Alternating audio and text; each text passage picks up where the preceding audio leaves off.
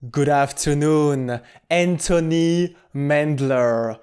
Welcome on VH Berries. It's great to meet you. I'm happy to be here. Thank you for having me. I am extremely grateful. How are you doing today? I'm good, thank you. I'm enjoying some downtime between production and getting ready to start my next film, which is incredibly exciting. Absolutely, Anthony Mandler. You are enjoying some downtown as well as preparing an upcoming project. And what you just said is a duality because I found that your journey is a constellation around the number two. For instance, you are and you have an affection for Italian cinema and modernism that is as tall as the 22 meters tree that you pictured at minute 22 of your feature film Surrounded. Now you're looking in the details, I see. I've looked into the details, Anthony Mandler, and I would love to begin by discussing about your passion for Italian cinema and modernism. Can you tell us a little bit more about it? Yeah, I think that in my journey through film school, both in high school and then at USC Film School, I was looking for something deeper to connect to that made sense to me when it came to bringing together my love of architecture, my love of art, my love of the visual language. And I think it was when I first saw Blow Up, Antonioni's film, that it struck me in such a deep place. I really understood the journey of the film, but also the journey of the filmmaker, or let's say I was curious by the journey of the filmmaker, the man that had made this movie, and the sort of assembly of films at that time that he made, from L'Avventura in 1960 all the way through to The Passenger, and his relationship and arc to the stories he was telling. It unlocked something for me. It created a North Star, something that I would always look at and say, you can be greater, you can achieve more, there's so many levels to these games. And certainly, you're talking about something that's at the top of that.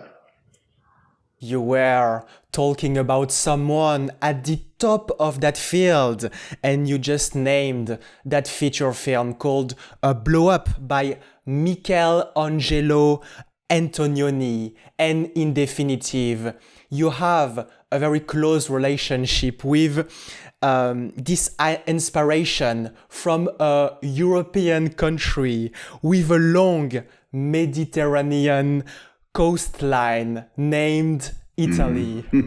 Yes.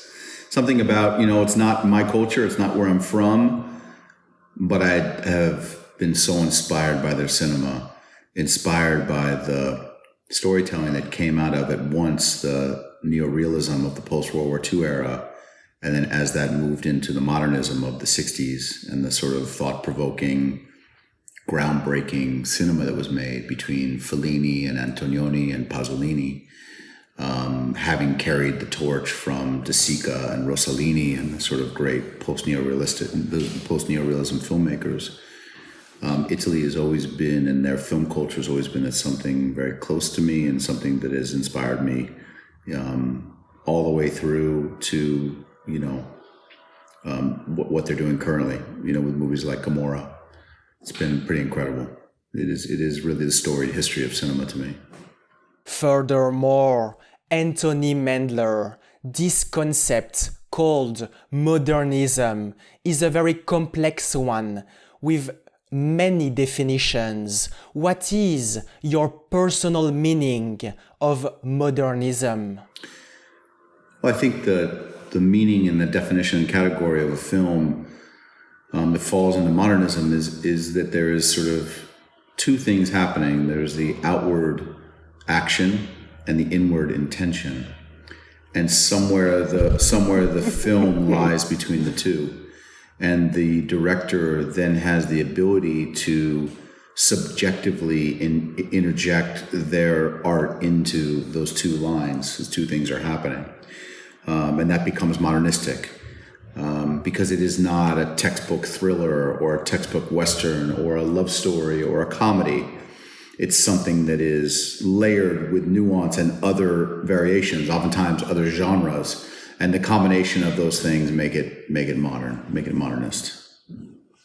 All of those things make modernism something that is related to that concept, Anthony Mandler. And I found that this is a style or movement in the arts that aims to break with classical and traditional form exactly the same way you're releasing and the way you released your two previous feature films by breaking the calendar, because you released Monster on a Monday and Surrounded on a Sunday.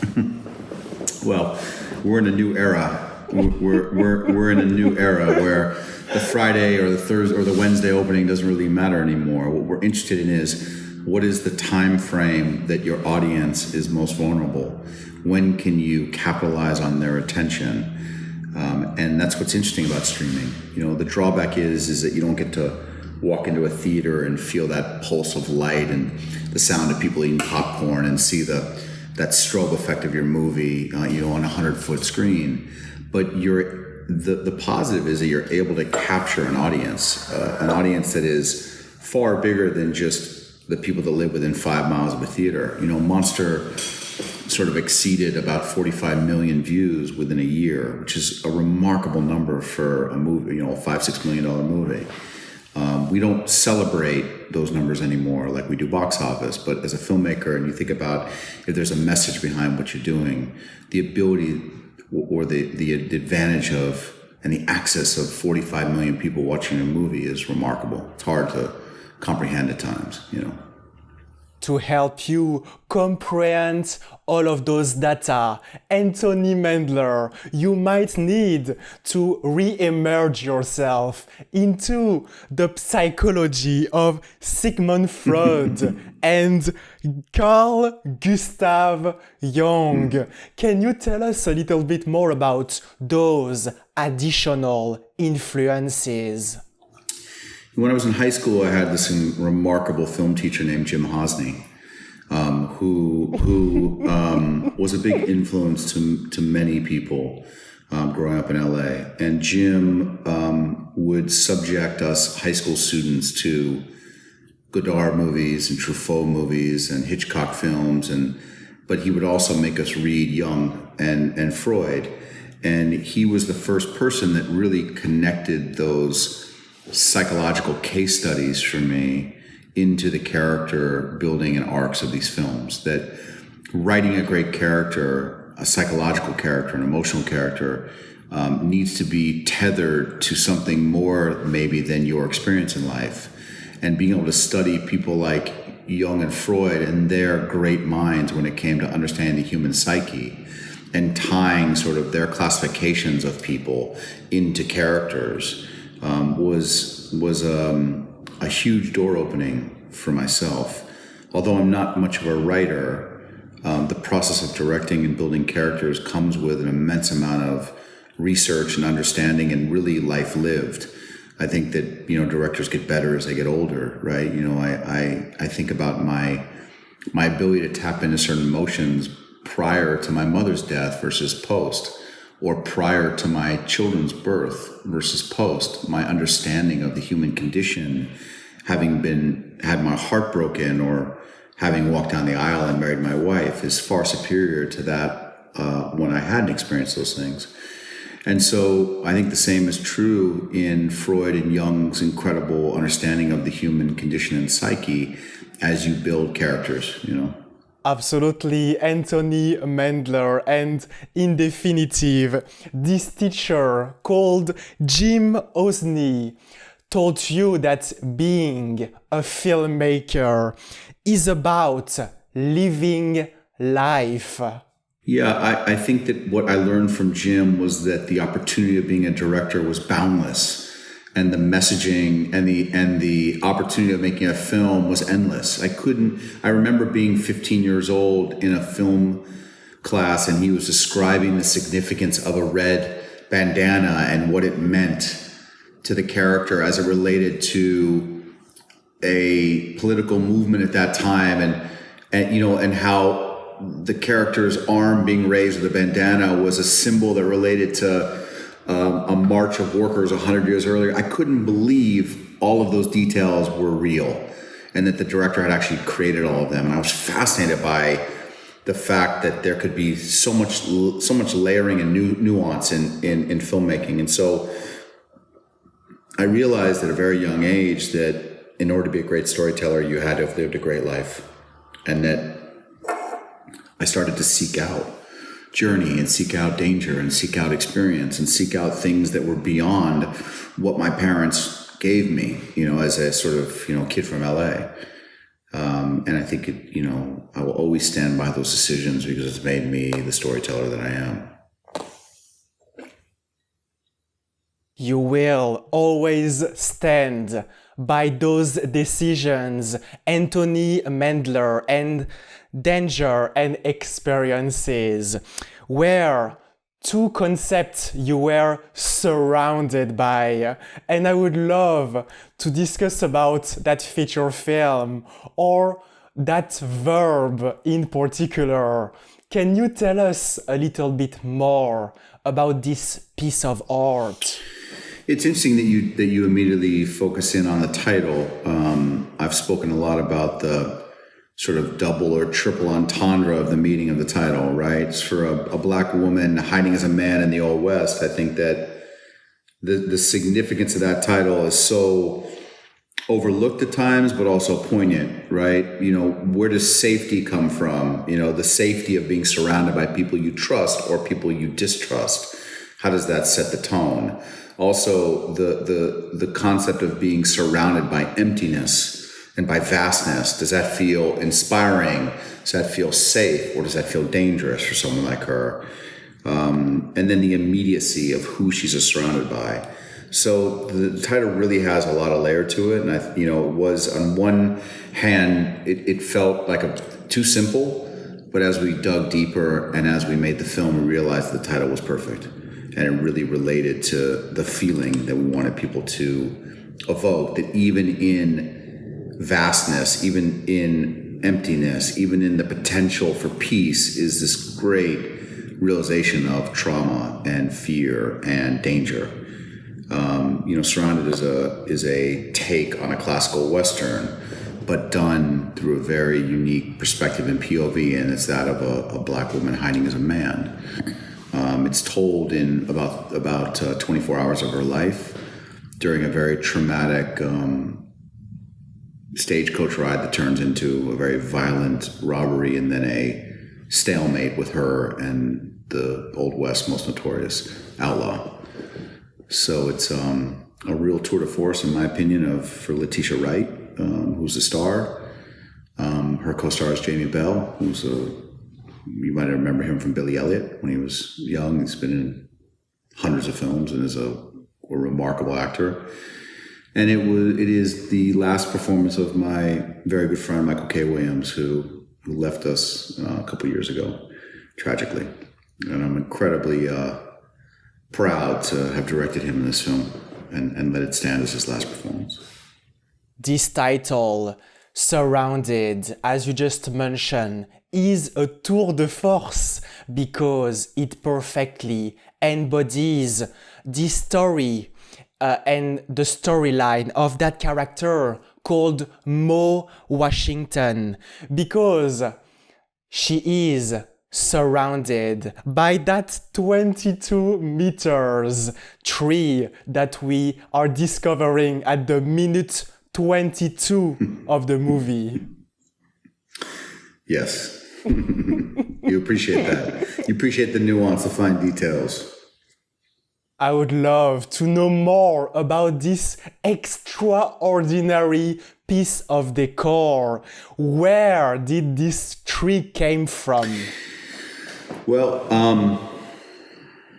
it was a long process of discovery to find the right style, shape, and size of tree. Unfortunately, we found it in a very different location than where it ended up in the movie. So we decided to make our own. And we spent a lot of time measuring and estimating and trying to figure out how we could have this very unusual but poignant place that the movie was going to harness to. This happens to be the exact location that Georgia O'Keeffe painted at every day, the artist.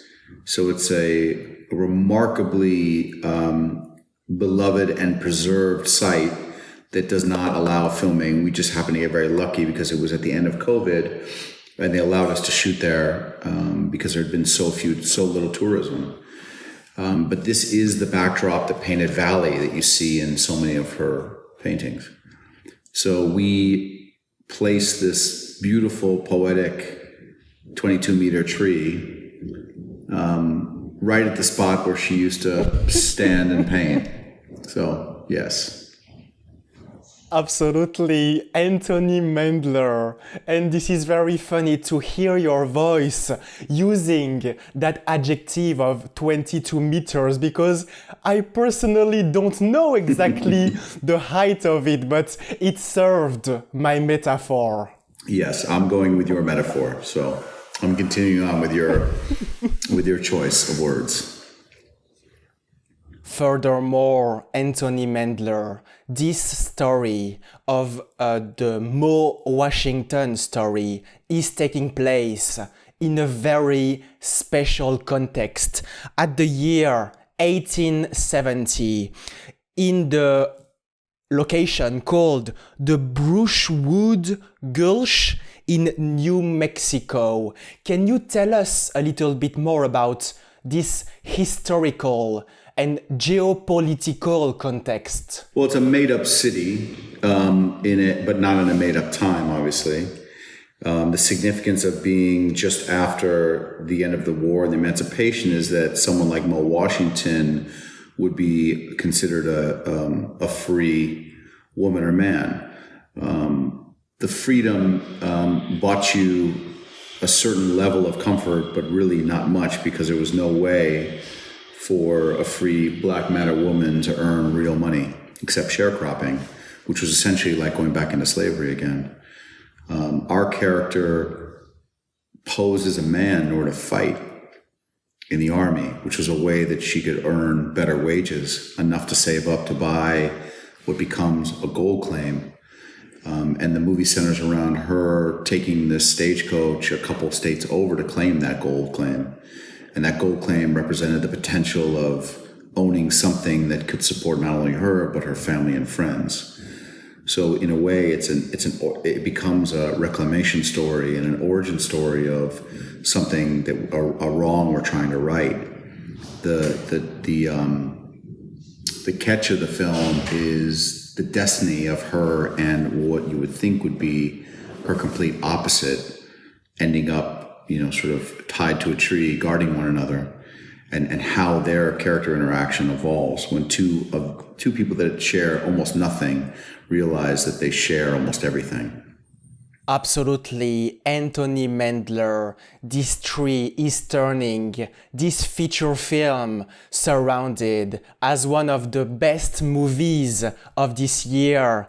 And there is my favorite quote and sentence of Surrounded, which is, "We were free, but we had no place to be free."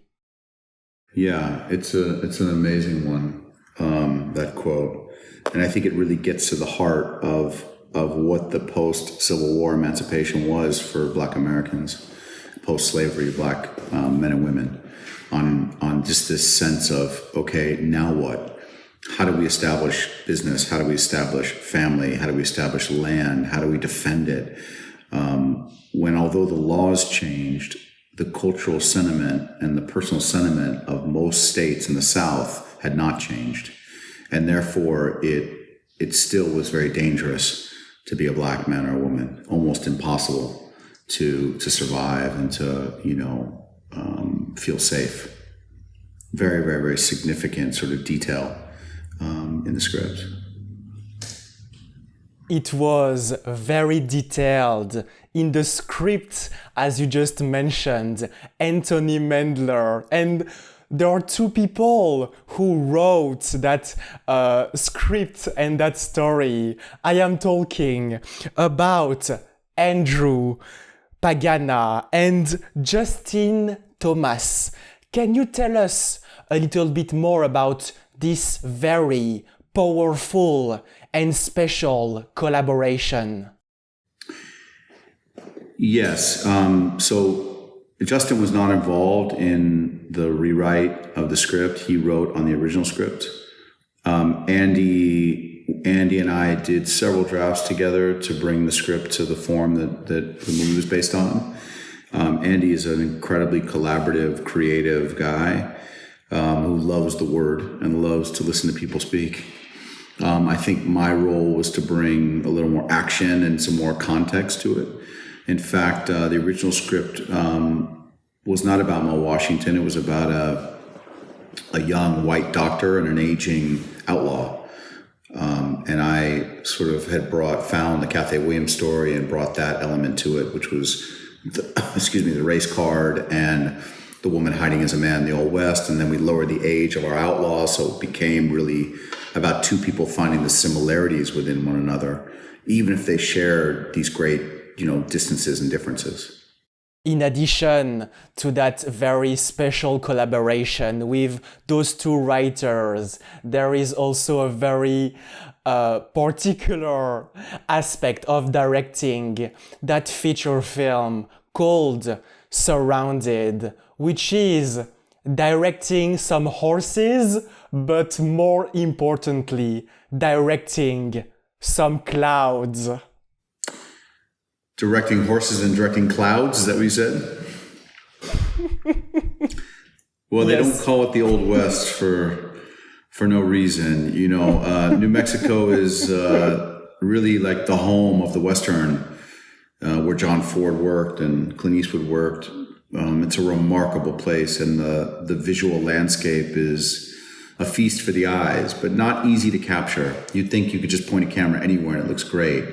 But capturing the perspective and the ratios and the feeling of the environment as it relates to a person or a tree is really about spending enough time studying it and looking at it and watching it, and then figuring out what the right tools are. I was lucky enough to work with a longtime collaborator, Max Goldman, the cinematographer. And Max and I started working together in 2005. We did 2006. We did a video for The Killers called When You Were Young. That was a very defining sort of chapter in my early career. And we've always had a great shorthand when it comes to sort of the feeling and the tone and how that relates to the hows and the whys. And I'm very proud of the visual sort of the visual language of the movie. I think it takes people on a classical Western journey, but I think it also unmistakably feels like my work. And there's that sort of quiet tension, but also that sort of, massive scale and the weight of that scale that I think lives in the middle of the movie, through the heart of the movie. There is this very intense tension in the heart of this movie, Anthony Mandler, and furthermore, this 22 meters tree is giving some fruits, and I would love to discuss about the genesis of that tree. And I am making a parallel with your career because you started in a different field, which is photography. Can you tell us a little bit more about those beginnings with the still images? Yeah, of course. I went to USC Film School. I studied Italian cinema in Italy during my junior year. Came back thinking that I was going to come out of film school and jump right into making feature films, and the universe had different plans for me. This is the pre-digital era, so being able to go out and practice basically as a director, was very complicated. We didn't carry around little, 4 and 8K filmmaking machines like we do now with the iPhone. So I started taking pictures of my friends, many who were actors and models, to, dig deeper into character and to sort of create a base of images. And at some point I started showing my work around, and it became a career. I got an agent very fast. I started working very fast. My first real job as a photographer was shooting Wim Wenders, who was one of my heroes, for a magazine called Detour. Detour magazine became Flaunt magazine, and I spent about 10 years working for them under contract, shooting covers and fashion and celebrity. And it really became my home. I had a long sort of partnership with those guys. And they really believed in me as a photographer, and that sort of set my journey off. But it's also where I met people like Snoop, and then Snoop led to Jay-Z, and Jay-Z led to David Beckham, and David Beckham. You see how your these moments ping pong, and if you work hard at building real relationships, those real relationships turn into long working relationships, and that becomes a career. So photography led me to shooting album covers, and album covers led me to directing music videos, and music videos led me into, commercials, and commercials sort of, that all sort of brought me back to making films again. So it's all tied in its own beautiful, chaotic way.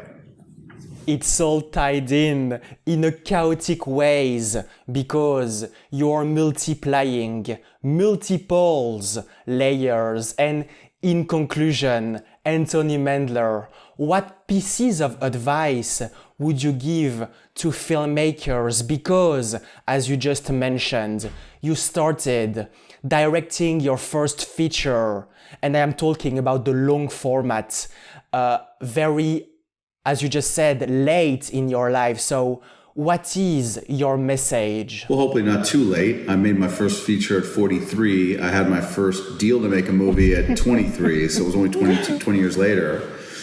And in those 20 years, I amassed 15 billion views of my work. I shot hundreds of album covers and hundreds of magazine covers, and made unbelievable relationships, and worked all over the world, and built an incredible career. So although it didn't go the way I thought it was going to go, if I tracked back to being 22, 23 years old, it went exactly the way it was supposed to go. And now in my 40s into my 50s, my storytelling knife is sharper than ever.